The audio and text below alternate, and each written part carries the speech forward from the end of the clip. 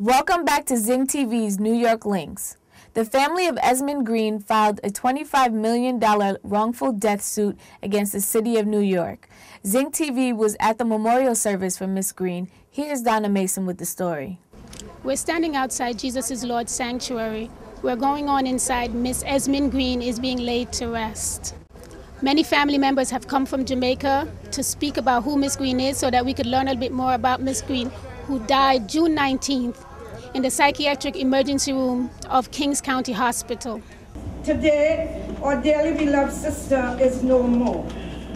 But thank God, we have the blessed hope that she is sleeping safe in the arms of Jesus, and we'll see her one day. It was a capacity-filled church that came to pay final respects to Miss Esmin Green.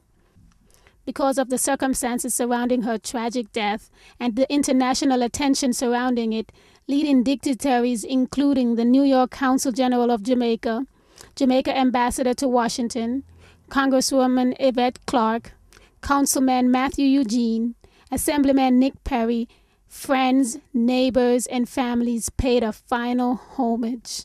Green's life was celebrated in songs of sorrow and praise.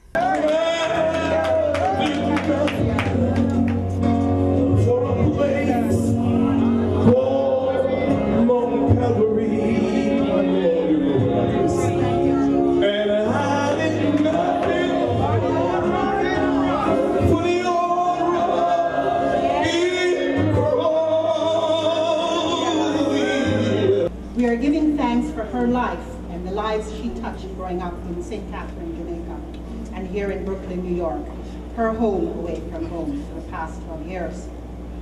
In celebrating her life, I'm heartened by reflections by our dearly departed Esmin Green, that she never lost sight of her devotion to the Almighty Father. Amen. Our sister Esmin Green was neglected unto her death. She was disregarded, disrespected, and discarded. I felt the weight of so many in our community who have struggled, who have come to this nation to make a difference in their lives, the lives of their families, both here and back home. It was obvious that the family has yet to process the senseless death. Intermittent cries of why punctuated the ceremony.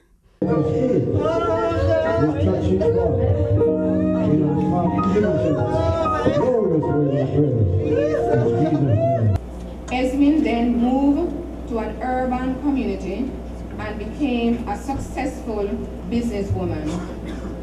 In 1995, she visited New York, where she found the Jesus is Lord Church, spent 2 years, returned to Jamaica in 1997. Her daughter Ticia spoke for the family, expressing anger and disbelief. I would ask them if they have a heart, if they have a mother or a sister or a wife or a husband. That's what I would ask them. How are you feeling? Gosh, I can't even describe my feeling right now. My heart is broken. My heart is broken because I know I would eventually lose her one day, but not in the way that she went. My heart is broken. My sisters and brothers, I don't know how to console them. Don't know how. Congresswoman Yvette Clarke says her office can offer oversight to make sure things fall into place. From your office in Congress, what can we hope can happen? Well, the one thing that we can do is provide oversight with respect to all of the proceedings following this. You know, what happens at the city level, what needs to happen with regards to HHC and their psychiatric care. These are the types of issues that we know we must address. The quality of care, the dignity, the type of professionals that are hired, what type of evaluations they go through. All of those things that need to make sure that no one ever experiences this again. The community's response in terms of ensuring that people will be treated properly? Well, The community, these people are law-abiding people, and they want to ensure that the rule of law prevails. And the rule of law, we believe, will give justice. Here to show my support and my respect to the sister. And I come here also to say that we and the community, at the time of tragedy, we have to stay together. We have to work together. Number one, to support the family.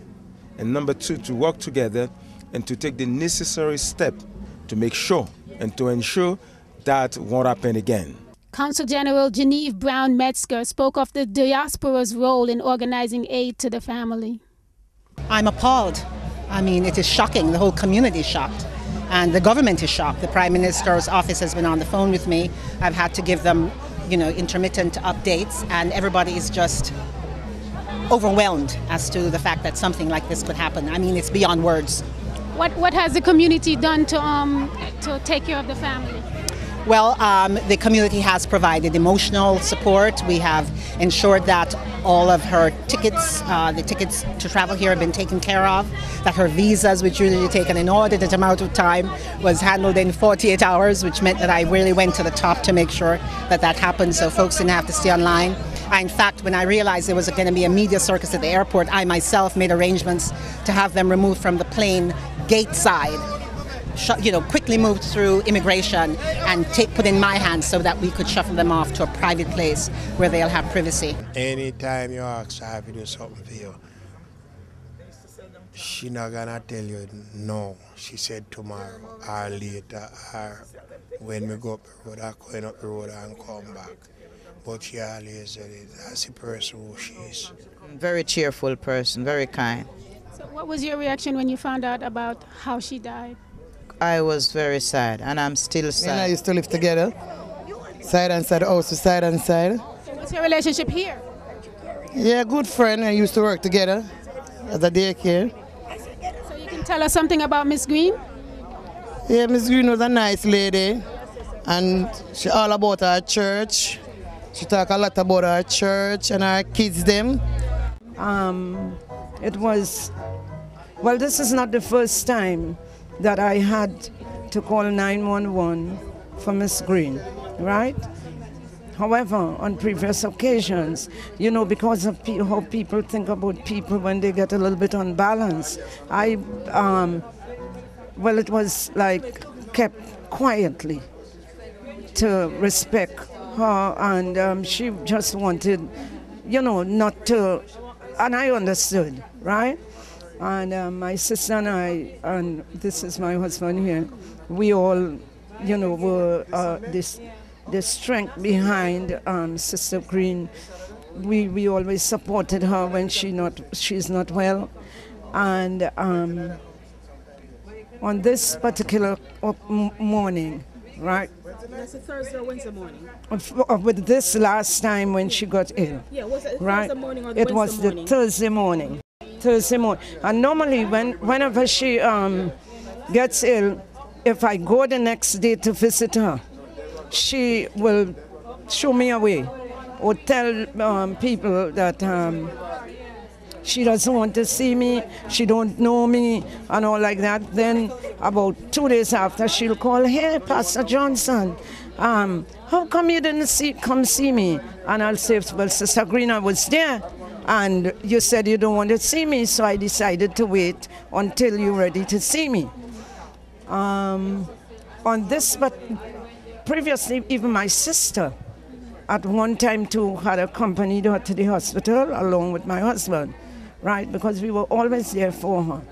And, I really love Sister Green. When I say love Sister Green, I did. She was really a sweet person. But even if it was someone else, I would have done the same thing that I did for Sister Green. A passing, a laying to rest should involve a celebration of a life. Miss Esmin Green's sunset celebration was marred by the tragedy of her passing. Hopefully her passing is not in vain, and we can truly become our brother's keeper. The spotlight is already gleaming.